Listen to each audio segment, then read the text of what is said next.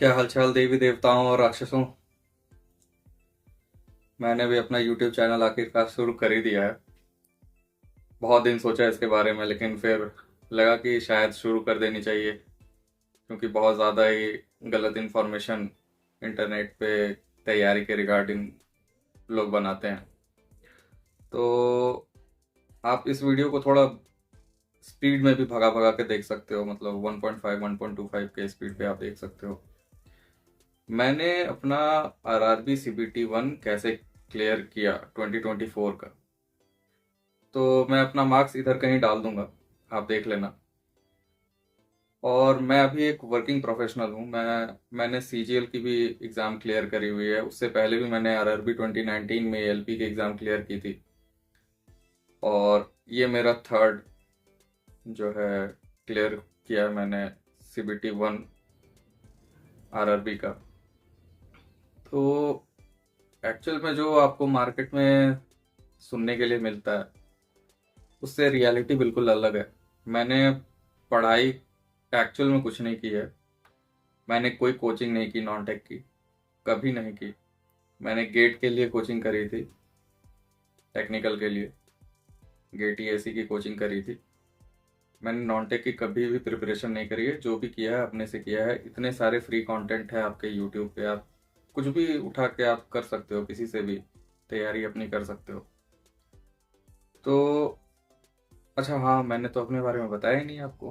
मेरा नाम आयुष है, और मैंने कई सारे एग्ज़ाम्स क्लियर करे हुए हैं। इसलिए मुझे लगता है कि मैं एक राइट काइंड ऑफ पर्सन हूँ ये चीज़ बताने के लिए कि क्या करना चाहिए एक वर्किंग प्रोफेशनल को भी, और जो अभी मतलब फ्रेशर हैं उनके लिए। थोड़ी सी मेहनत, थोड़ी सी मस्ती और ढेर सारा जुगाड़, यही करना होता है, और कुछ नहीं करना होता। ठीक है। देखो, किसी भी एग्ज़ाम का ना CBT 1 क्लियर करना कोई रॉकेट साइंस नहीं है। तुम आराम से क्लियर कर सकते हो।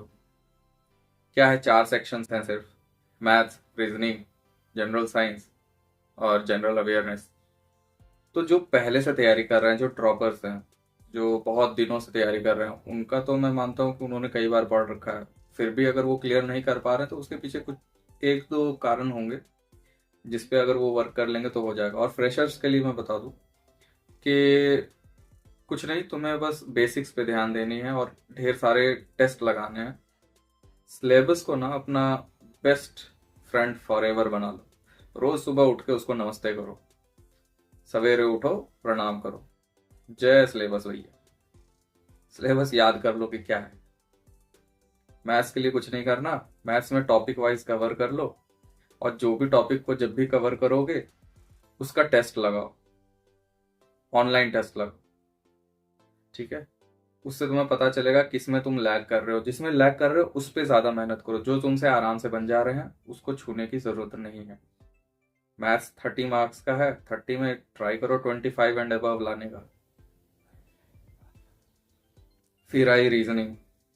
रीजनिंग में तो मैंने कभी कुछ पढ़ा ही नहीं। मुझे सिर्फ दिक्कत होती है साइलो में और स्टेटमेंट बेस्ड वाले में। तो मैं बस वही करके जाता था। मैं हमेशा वही करके जाता था। उसके लिए ही मैं मॉक में भी बस उसके उस टॉपिक को ही लगा के जाता था। उसमें अपना टाइम बचाने की कोशिश करता था। तो यही अभी भी करते हैं सब लोग जो भी स्मार्टली प्रिपेयर करते हैं। तो रीजनिंग मुझे नहीं लगता तुम्हें पढ़ने की जरूरत है। तुम्हें जो लगता है, जो भी टॉपिक तुम्हारा वीक है रीजनिंग में, सिर्फ उसको बनाओ, उसकी प्रैक्टिस कर लो, काम खत्म। मैथ्स रीजनिंग तो तुम्हारा ऐसे ही खत्म हो गया, कुछ करना ही नहीं है। रही बात जनरल साइंस की, जनरल साइंस में तुम्हें 30 नंबर का है फिर से। तो आराम से तुम 25 एंड अबव ला सकते हो उसमें भी। कैसे? देखो भैया, मैंने क्या किया, मैं 6 to 10th NCERT मैंने बढ़िया से पढ़ी थी। उसके नोट्स बना लिए थे। कोई रिएक्शन है इंपॉर्टेंट तो उसको लिख लिया। किसी का कुछ अलग सा नाम भी है, उसके केमिकल नेम के अलावा भी अगर कोई नाम है तो मैंने उसको लिख लिया। इस तरह से तुम अपने एक शॉर्ट नोट्स बना लो। और फिर कोई भी एक लूसेंट की किताब जो जनरल साइंस की है, या तुम्हें जो भी अच्छी लगती है, उसको उठाओ, उसको पढ़ डालो पूरा। उससे जो इंपॉर्टेंट लगे, प्रीवियस ईयर में आए हुए क्वेश्चंस ऐसे हों जो उससे मैच कर रहे हो, उन टॉपिक्स के क्वेश्चंस को वहाँ पे लिख लो। एक अपना छोटा सा शॉर्ट नोट्स बना लो, इतना काफ़ी होता है साइंस के लिए। उसके बाद सिर्फ टेस्ट दो उसका भी टॉपिक वाइज, बायोलॉजी के टॉपिक वाइज टेस्ट दो, फिजिक्स के टॉपिक वाइज टेस्ट देना है, केमिस्ट्री के भी वैसे ही देना है।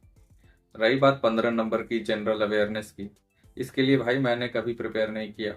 रेलवे के लिए जो 15 नंबर का होता है, इससे पहले कई एग्जाम्स के लिए मैंने प्रिपेयर कर रखा है, तो उतना मेरे लिए काफ़ी होता है। पॉलिटी में तुम्हें मैं बता दूं, एक बार ही लक्ष्मीकांत पढ़ जाओ अगर तुम्हारे पास टाइम है, लक्ष्मीकांत पढ़ जाओ, काफ़ी है, इनफ है।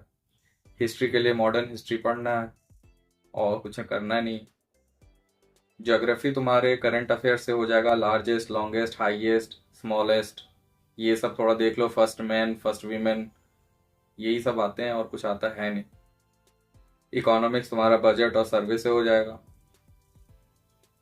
और क्या रह गया, कुछ रह गया क्या उसमें? ना, मुझे नहीं लगता और कुछ रह गया। फिर करंट अफेयर्स की बात रही, करंट अफेयर्स यार 6 महीने का पढ़ो, हर दिन न्यूज़पेपर पढ़ने की आदत डाल लो। हर दिन सुबह उठो, एक कोई न्यूज़पेपर उठाओ और पढ़ जाओ उसको, अच्छी न्यूज़पेपर। हिंदी में जो अच्छी न्यूज़पेपर तुम्हें लगती है वो, इंग्लिश में तो मैं हिंदू या इंडियन एक्सप्रेस की बात करता हूँ, क्योंकि मैं उन्हीं सबको पढ़ता हूँ इसलिए। लेकिन हाँ, उससे पॉलिटिकल ओपिनियन बनाने की ज़रूरत नहीं है तुमको, बस अपने काम का चीज़ पढ़ना एग्ज़ाम निकालने के लिए, ठीक है? इतना काफ़ी होता है। टेक्निकल की बात मैं बाद में करूँगा। अभी CBT 2 की भी मार्क्स आ गई है और उसमें भी मेरे मार्क्स अच्छे हैं, 105 मार्क्स हैं मेरे, तो उसकी बात मैं अगली किसी वीडियो में कर लूँगा। तो बस इतना ही है। और अगर कुछ जानने की ज़रूरत है तुम्हें, स्पेसिफिकली किसी चीज़ की ज़रूरत है, तो कमेंट कर देना, पूछ लेना। बाकी तो ठीक है भाई, चलो हमने भी शुरू कर ही दिया है, देखते हैं कहाँ तक जाते हैं।